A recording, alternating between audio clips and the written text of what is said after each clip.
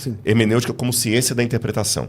Assim como eu tenho que usar regras de hermenêutica também para falar de Lutero, para falar de Zwinglio, para falar até do movimento de Azusa Street, até de Jonathan Edwards.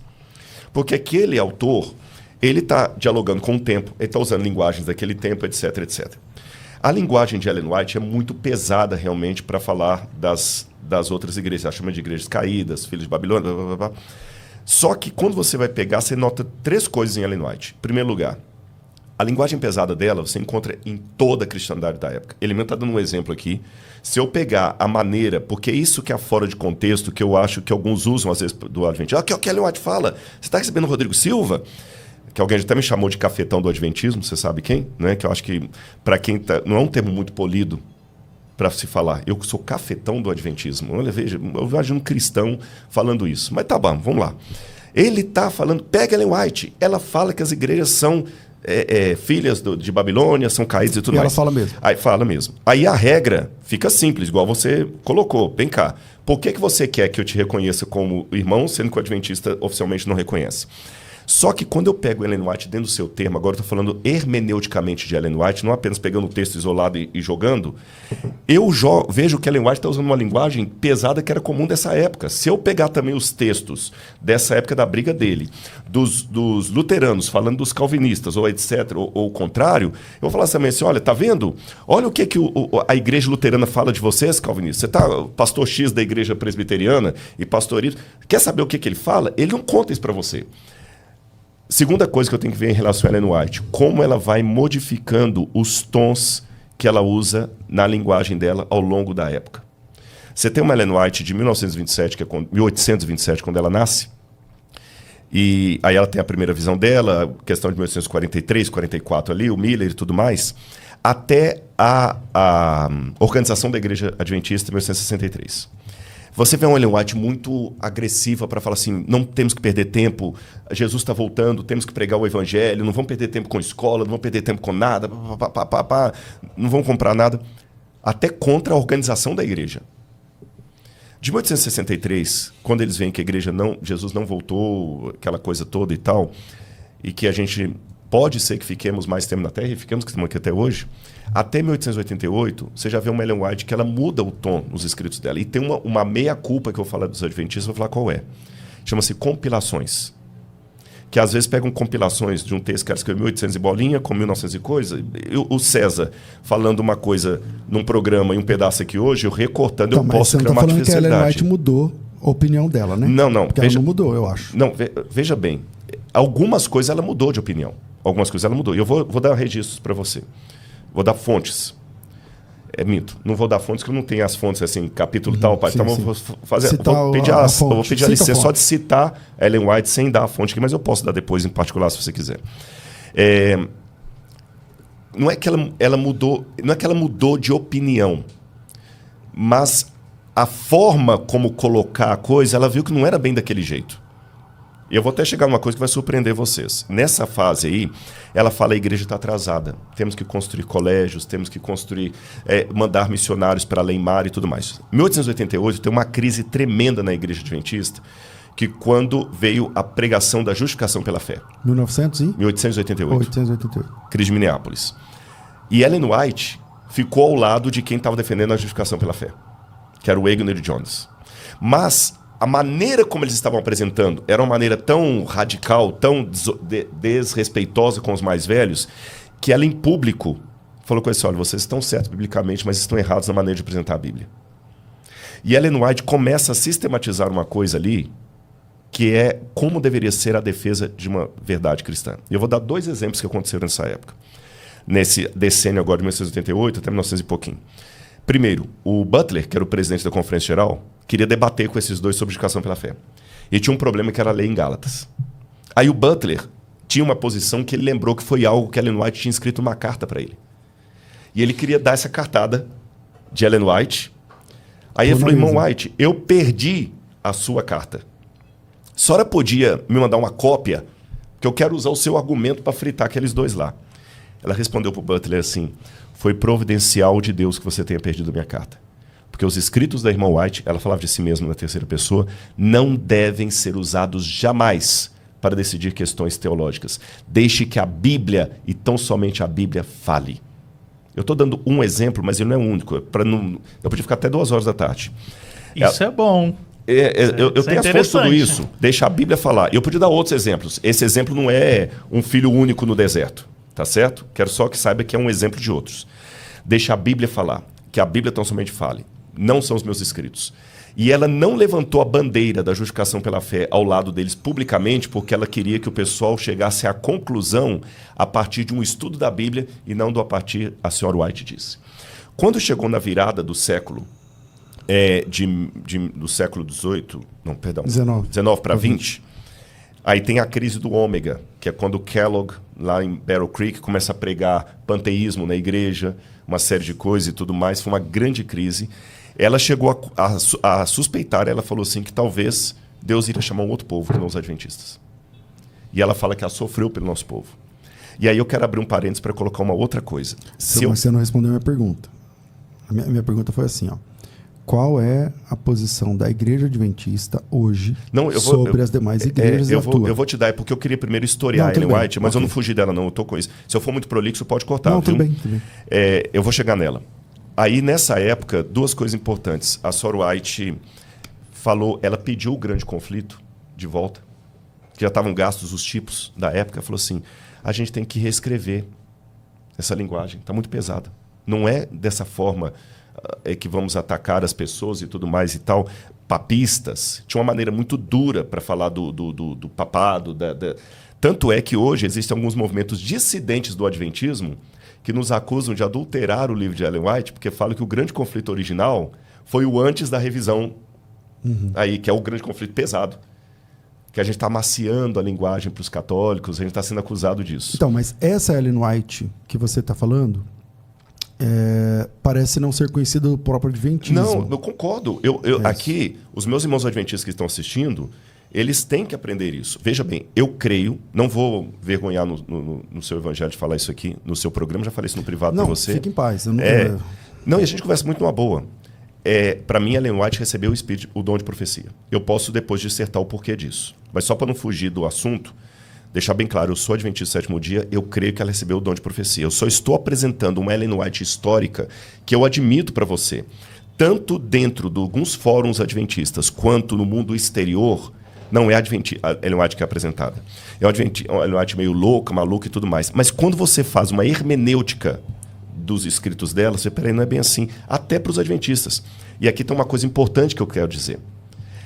Ela julgou uma linguagem dura falar das igrejas caídas. Mas se você pegar os textos de Ellen White, num livro, por exemplo, Testemunhos Seletos, que ela fala da própria igreja adventista, ela desce o sarrafo de tal maneira que se ela estivesse pregando isso ao vivo, eu ia sair lá todo machucado.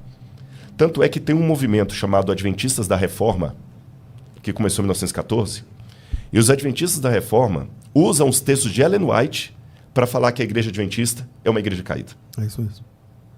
Você entendeu? Então, apenas a única coerência que eu peço, não peço concordância, apenas entender o lado que eu pegar apenas os textos duros que Ellen White fala sobre as outras igrejas, excluindo do público então, os textos duros que ela fala da própria igreja adventista. Em etapas, mas ela termina também sendo dura, né? Mas com o adventismo também. É isso que é o ponto. Se ela fosse dura com as outras igrejas e passasse pano para o adventismo, beleza. Tá. Hoje, se ela botasse 50-50, também hoje, mas ela bate muito mais nos adventistas do 7º dia. Sabe o que ela chega a falar? Posso dar só um exemplo de um texto? Aí eu não respondi no seu ponto. Eu construí historicamente a resposta, mas eu não respondi ainda. Posso dar só um exemplo de um texto? Ela fala o seguinte: nenhum em 20 dos que estão com seus nomes escritos nos livros da igreja estão preparados para a crise final. Sabe qual é a igreja que ela está falando? Assembleia de Deus? Adventista do 7º dia. Eu não sou bom de matemática, mas se fosse 1 em 20, seria 5%. Ela diz que nem 5% da igreja adventista estava preparada para... E outra, no grande conflito, ela fala, ao aproximar-se a tempestade, uma classe numerosa, e ela está falando da igreja adventista, dos que têm professado fé na mensagem do 3º anjo, não é você. Não é o assembleiano, isso é adventismo. Pulará para as fileiras do adversário. E ela vai mais além. E ela não fala, como muita gente pensa, o buraco deles vai vir pela conversão de outros. E aqui tem dados da vida de Sr. White que perpassa todas essas fases que pouca gente conhece. Por exemplo, sabia que o casamento da Sr. White, o casamento do filho da irmã White foi feito por um pastor. Agora eu só não sei se ele é batista ou metodista. Eu tenho que checar a fonte. É um desses dois. Eu sabia. Na Austrália. E sabe quem convidou o pastor para fazer o casamento? A própria Ellen White. Sabe quantos membros da família da Sr. White se tornaram adventistas? Fora filhos e marido? A maioria não era, né? Ninguém. Ninguém. Tem uma carta dela, que essa eu já mencionei para você uma vez no privado, que ela escreve uma carta para a irmã gêmea dela, Elizabeth, que tinha saído da igreja metodista com o marido. Falando para ela voltar. Volta para a igreja do Senhor. E era a igreja metodista. Então, assim, pegar Ellen White com os textos fortes dela como sendo todo é a mesma coisa de pegar o Antigo Testamento. É esse o ponto, agora eu vou responder a sua pergunta, hermenêutico, que eu fico chateado. Se eu pegar algumas passagens bíblicas fora de contexto, sem hermenêutica, que muitos ateus fazem, a Bíblia é o livro mais esdrúxulo do mundo. Porque você tem na Bíblia Deus mandando matar criança de peito, Deus mandando apedrejar quem transgrediu o sábado. Você tem na Bíblia Deus falando que se a menina for violentada pelo cara, o cara tem que casar com ela, não sei o quê. A mulher que foi acusada de adultério tem que beber uma coisa amarga. Se eu pegar esses textos bíblicos, como alguns inimigos do adventismo pegam os textos de Ellen White, eu estou falando do método. Se eu pegar os textos bíblicos como eles pegam, eu vou tornar a Bíblia o livro mais hediondo. Aí como é que eu faço quando um ateu me apresenta um monte de texto complicado da Bíblia? Eu falo, peraí, vamos ver texto a texto, hermenêutica. Como é que está no original, como é que era a época. É isso que eu gostaria de fazer com Ellen White. Ponto. Agora eu vou começar a resposta. A posição da igreja hoje sobre as outras igrejas. Pena que, como eu não vim preparado para essa pergunta, eu não tenho os textos comigo, mas vou citá-los de cor. Mas o nosso assunto era falar sobre apologética. Sim. Não, mas não está fugindo, não. Não está fugindo, não. Não está sendo deselegante, não. De maneira nenhuma. Porque, às vezes, é bom você falar e mostrar a página e tudo, e falar só de cor, assim. Se você pegar o próprio Nisto Cremos, que é uma péssima tradução em português, porque em inglês é Seventh-day Adventists Believe. E para quem sabe inglês, sabe que believe é diferente de creed. Porque os adventistas não têm credo, têm crenças. É que em português não tem a diferença entre... Em inglês tem. E eles traduziram nisto cremos, mas no original é nisto acreditamos. Você tem lá que Mateus 24:14, e será pregado o evangelho do reino, é um chamado para todas as igrejas cristãs que têm missionários ao redor do mundo. Isso em português? Em português, inclusive. Depois você me cobra... Eu te mando a fonte. Tá falando... Okay. E isso está não só no Nisto Cremos, como em declarações oficiais da igreja, manual da igreja e tudo mais. A igreja adventista quer cooperar com outros para a pregação do evangelho. Outro detalhe, nunca é dito que a pessoa vai ter que se tornar adventista para ser salvo, mesmo na época do decreto dominical. Não existe isso. Na época do decreto dominical, talvez nem vai existir igreja. O que vai ter na época do decreto dominical é um povo sendo perseguido pelo anticristo. Eu vou usar uma linguagem mais geral agora, que talvez nem vão estar presos à CNPJ. Estou usando uma linguagem rodriguiana, mas que está de acordo com os documentos da igreja. Agora, qual que é o problema? Que aí, para ser honesto na sua resposta, eu tenho que falar o lado bonitinho da igreja, mas tenho que falar o lado feio também. Qual que é o lado feio? Nós não temos na igreja adventista a teologia whiteana, como você tem teologia wesleyana, teologia luterana, teologia calvinista. O próprio nome já indica teologia calvinista, porque são os pensamentos de Calvino pela Bíblia, luterana. A igreja adventista nunca teve teologia whiteana, no seminário não tem essa cadeira. Mas existem, sim, grupos de adventistas, que sim, eu vou estar sendo um hipócrita se eu não admitir isso, que colocam Ellen White em pé de igualdade com a Bíblia ou até superior à Bíblia. Existe isso sim. Se eu falar que não, estou mentindo. Tá como certo? Católicos que colocam Maria como uma semidivindade e a teologia católica oficial. Exatamente. Agora, a única coisa que eu peço é o seguinte, vejam o que a igreja diz oficialmente e lembrem também. Quando eu falo o que a igreja diz mundialmente, a igreja adventista tem uns 22 ou 24 milhões de membros no mundo. É uma igreja pequena, comparada a batista, católica e tudo mais. Mas mesmo essas igrejas tradicionais, você vê que é difícil ela manter a unanimidade 100% do discurso. Haja vista, pegando a igreja batista, hoje quando você fala que é batista, você tem que refinar, porque tem batista do Calvário, batista da Lagoinha, batista confessional. Mas do ponto de vista da... oficialidade? Como instituição, institucionalmente, oficialmente. Oficialmente... Eu faço parte de uma seita para vocês, não é? Não. É aí que está a questão. O que acontece? Então por que eu não sou recebido como irmão? Bom, depende por quem. Pela igreja. Eu estou falando institucionalmente, sim, tá, sim, Rodrigo? sim, tá. Você é a sua pessoa física, claro, é outra coisa, mas eu não sei se você fala pela igreja, mas eu não estou perguntando pela igreja. Isso eu não posso falar. Não, mas não, você está perguntando pela igreja. Não, a pergunta do Rodrigo você já sabe. Não, como você enxerga que a igreja se comporta. Tá, então vou... Mas porque, por exemplo, a sua pergunta é muito importante. Você falou assim, tem um calvinista e um arminiano, e os dois pensam diametralmente opostos, porque sobre soteriologia, que é uma doutrina importante, né, quem chama quem aceita quem não sei o que lá, os dois pensam, estão em lados diferentes do tabuleiro, mas vocês entendem que são irmãos. Por que isso não acontece com o adventismo? Olha, porque o adventismo mesmo não reconhece, por ele mesmo, no seu nascedouro, ele já se apresenta como uma denominação restauracionistas, quer dizer, está todo mundo errado, nós é que temos a verdade. Isso também acontece com... Na prática, todos foram restauracionistas. É que assim... Lutero, quando ele levantou propondo que ele ia trazer uma correção a algo que estava errado, tanto é que rompeu. Aí temos o professor, não sei, se o Lutero que o nome restauracionista pode ser mais recente, não, assim, mas a prática dele é mais antiga. Não, mas tem uma diferença do restauracionismo. O Azusa Street, quando levantou o movimento pentecostal, é porque as igrejas até ali estavam frias, e pega os textos dos restauracionistas mas pentecostais. ele não deixa de reconhecer as demais igrejas como irmãos. Assim, o restauracionismo que o pastor César está citando, ele é um movimento, é um zeitgeist americano que no século XIX ele explode. Então você vai ter os batistas do sétimo dia, que vão gerar os adventistas, você vai ter o surgimento dos testemunhos de Jeová, você vai ter o surgimento das igrejas de Cristo, que na época diziam que todas as outras iam para o inferno, só as igrejas de Cristo estavam... As Christ Church, depois haver a igreja cristã, a igreja não sei o quê. Então, esse movimento restauracionismo, que gera várias denominações, ele não reconhece a salvação no outro. Só que esse é um movimento que até atingiu, por exemplo, a Igreja Batista, porque surgiu o landmarquismo, que você só é salvo se estiver na Igreja Batista. Os presbiterianos passaram por isso também nos Estados Unidos, só reconhecendo como salvos os presbiterianos, congregacionais e Dutch, os holandeses. Pra você ter uma ideia, seja, sabe qual... Isso não é exclusivo do adventismo.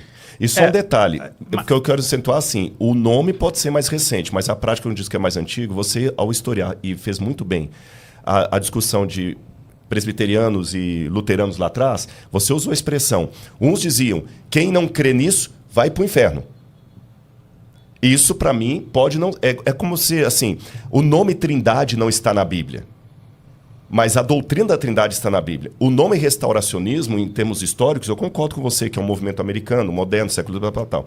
Mas, assim, as raízes dele eu já encontro no cristianismo em várias vezes. Pego os cátaros e albigenses, a maneira como eles se referiam a si e aos demais. Mas, assim, o que eu acho que é interessante é a evolução denominacional.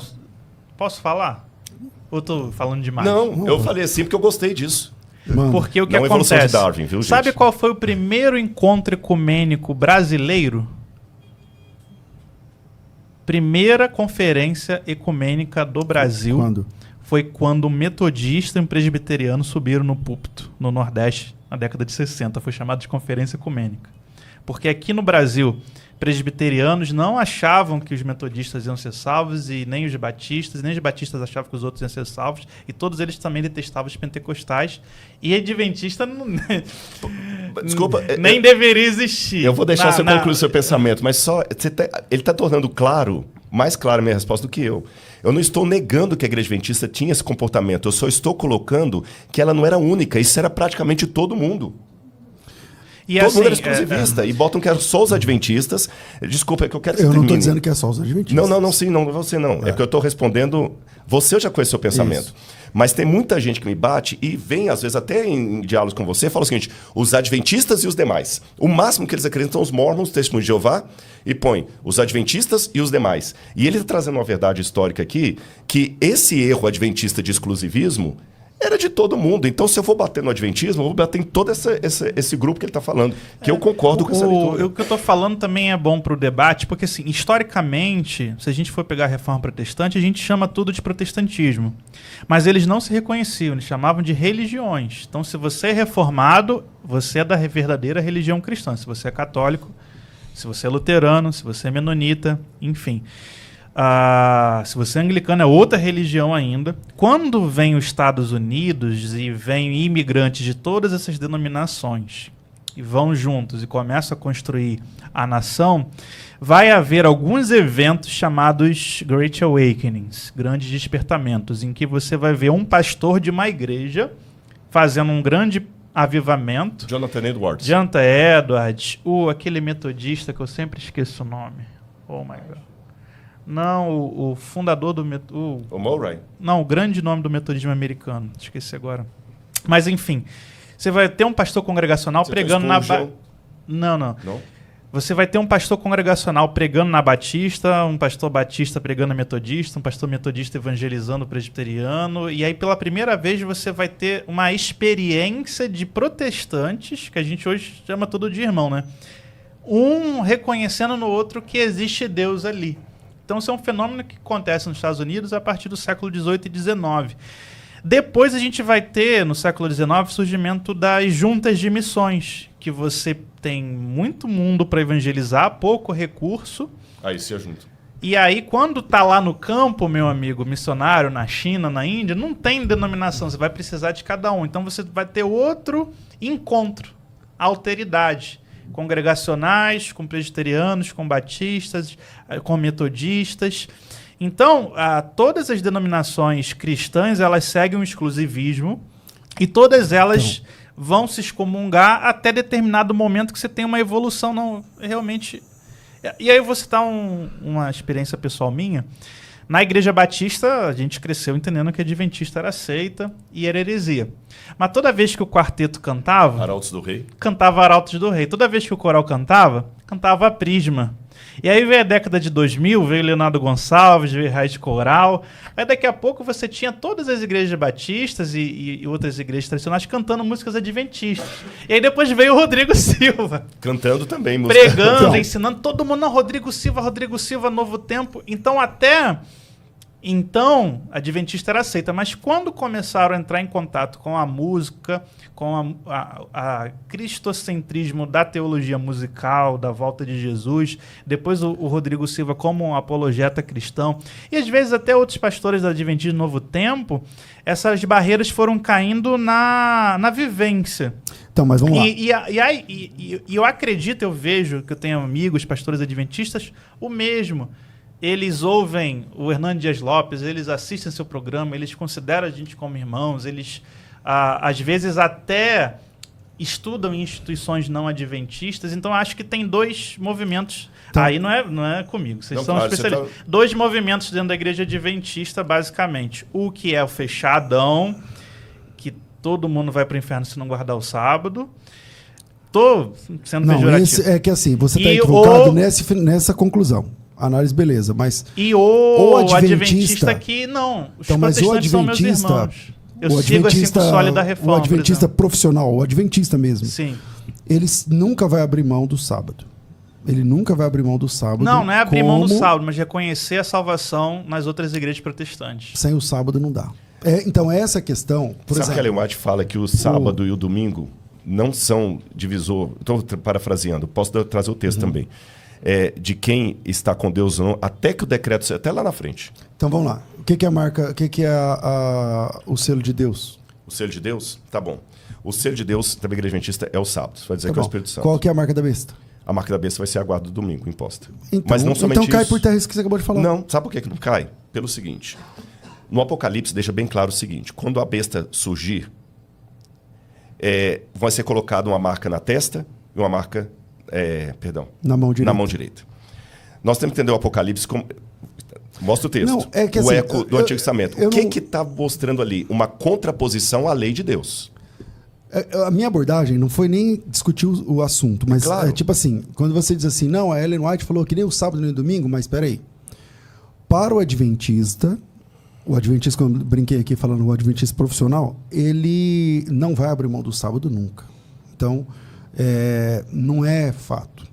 Então, tipo assim, a Ellen White diz que é o sábado ou domingo, não sei o que. Não, tá. Mas, com todo respeito, para você, para o adventista, isso é um ponto salvífico. Isso é um ponto Deixa salvífico. eu te perguntar. Adorar imagem de escultura para você é um ponto salvífico? Se você perguntar assim, se um adventista abre mão do sábado, fala, não sou sabatista. Eu entendi Romanos 14. Que Romanos 14 assim, um faz diferença entre dia e dia, o outro julga igual todos os dias. E Deus recebeu como seu. Está lá no texto. Aí, se você diz, não, a luz que eu recebi está lá em Romanos 14, eu julgo igual todos os dias. Todos os dias para mim é dia do Senhor. Tá bom. O adventista, não, esse irmão não vai ser, ele vai ter problema na igreja local. Ele vai ter problema na igreja local. Igreja local, claro que vai ter, pelo seguinte motivo. Vamos separar uma coisa aqui, César. Quando você fala igreja local, vamos falar CNPJ. Tá bom? CNPJ, para ser membro daqueles... Ele vai ter problema com a denominação. Tudo bem, mas vai ter problema com a denominação, mas isso não é nenhum demérito. Por quê? Seria uma incoerência para a igreja que se chama Adventista do Sétimo Dia deixar como membro dela alguém que não guarda o sábado. É a mesma incoerência que teria uma igreja Assembleia de Deus pentecostal ter como um assembleiano alguém que nega o batismo com o Espírito Santo. Então não significa ou a mesma situação de alguém batista... Está cheio na Assembleia de pessoas que não entendem que o batismo com o Espírito Santo é falar em língua. Não, mas tudo bem. Mas tudo bem. Não, eu estou falando assim, detalhes ali, detalhes. Mas depende, se está tudo bem, eu tenho as minhas dúvidas. Na CGADB, não. Exatamente, principalmente quando tem Assembleias de Deus. Tem Assembleia de Deus do cabelo, do coque, tem Assembleia de Deus... Agora eu vou te dar outro exemplo. Eu quero, a sua igreja, você é um pastor de igreja. A mesma coisa que você colocou para mim. Manda. Se o adventista tiver, tá bom.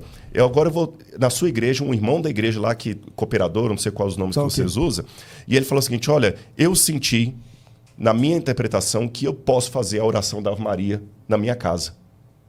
Ele também vai ter problema como membro da sua igreja? Ou ele vai continuar passando lição de escola dominical, sendo que agora ele acredita que Maria é, de fato, a mãe de Deus e que Maria realmente é o que ele pode orar?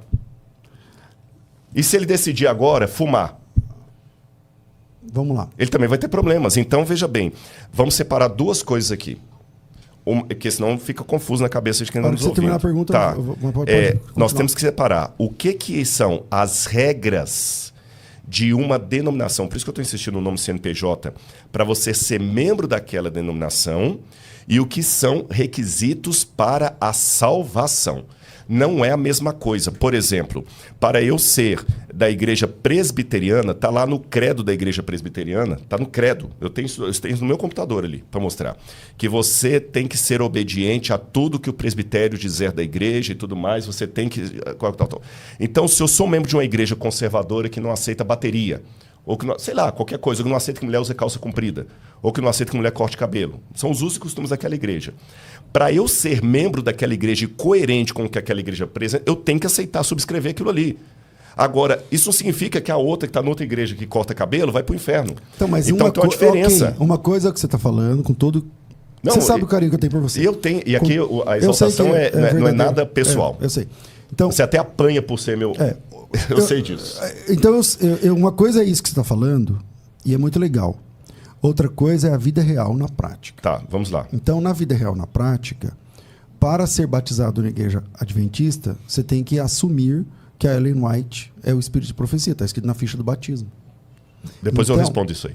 Então, é uma questão que coloca o adventismo numa posição diferente de alguém que fala assim, eu não interpreto que o dom de línguas é... Eu, por exemplo, nunca defendi que o dom de línguas que o falar em línguas é a evidência do batismo com o Espírito Santo. Eu sou continuista, mas nunca defendi. Mas não são... Para você parece que são a mesma coisa, e eu vejo sinceridade quando você fala, porque você está falando de uma coisa que você acha que você percebeu assim, mas não é isso que acontece. Então, o adventismo... não tem como você ser adventista e falar assim, eu quero ser adventista, mas eu não quero guardar o sábado. Eu entendo Romanos 14 dessa forma. Eu posso refinar eu não quero, eu quero ser adventista, mas eu não quero o ponto número, eu não lembro agora, quando eu era apologista mesmo lá, eu lembrava que tem que número que era da ficha lá, 14, eu não lembro. Que número da ficha, porque parece que mudou a diagramação da ficha depois que eu terminei. No ponto 14 lá, eu falei, não, eu quero ser batizado, mas eu não entendo que a Ellen White é um espírito de profecia do testemunho de Jesus lá do povo. Não entendo não. Eu acho que ela pode ter sido lá, ter dom, visão. Algumas visões ela acertou, outras ela errou, dá para documentar, mas falar que ela é o espírito de profecia? Não. Essa pessoa não vai ser batizada. Entende? Então, essas doutrinas excêntricas, especialmente o sistema de salvação, que as 2.300 tardes e manhãs lá em Daniel 8, tornam o adventismo, o sistema de salvação adventista é diferente do sistema de salvação das restas das igrejas. É diferente da soteriologia calvinista e arminiana, onde o sistema é o mesmo e o ordo salutis muda. Porque não, o ordo salutis... Um que fala que Deus escolheu quem vai ser salvo e quem vai se perder, e o outro fala que é livre-arbítrio. Desculpa, também a gente fala com muito carinho, muito respeito que eu tenho por você. E você sabe, até um desafio que eu te fiz para a questão acadêmica, porque a gente tem pouca gente conservadora. Você lembra disso? Eu lembro. Esse eu tenho dificuldade, irmãos, de aceitar. Falar que a mesma coisa não é. Dizer que Deus escolheu quem vai salvar e quem vai se perder. E o outro fala que é livre-arbítrio e falar que não, é só um detalhezinho. Isso é tão sério que a salvação é salvação. Agora... assim como as 2.300 horas de manhã. Sim, tudo bem. Mas agora, por isso que eu falei. Por exemplo, imagina que alguém chega à conclusão que ele acredita na divindade de Jesus, ele acredita em Deus Pai, mas ele não acredita que o Espírito Santo é uma pessoa. Ele também não vai ser batizado na sua igreja. Ele também não vai ser batizado. Refinar a pergunta? Porque você entende que a Trindade é uma questão bíblica que você não pode abrir mão dela. Não é só você, enquanto César. Você, enquanto líder da igreja. Olha, para ser membro da nossa igreja, você tem que acreditar na Trindade. Mas quando eu falo... Quando a gente entende que o sábado... Isso é verdade. Mas quando a gente entende que o sábado é uma verdade bíblica, se eu batizar pessoas relativizando o sábado, eu estou sendo incoerente. Quando eu falo isso sobre a personalidade do Espírito Santo, eu estou alinhado com o todo da história da igreja. O sábado também é o todo da história da igreja. Você sempre teve defensores da guarda do sábado e pessoas que negaram o Espírito Santo. Então, vamos lá. Na história da igreja, você não tem unidade na história da igreja, daquele historiador dizendo que a igreja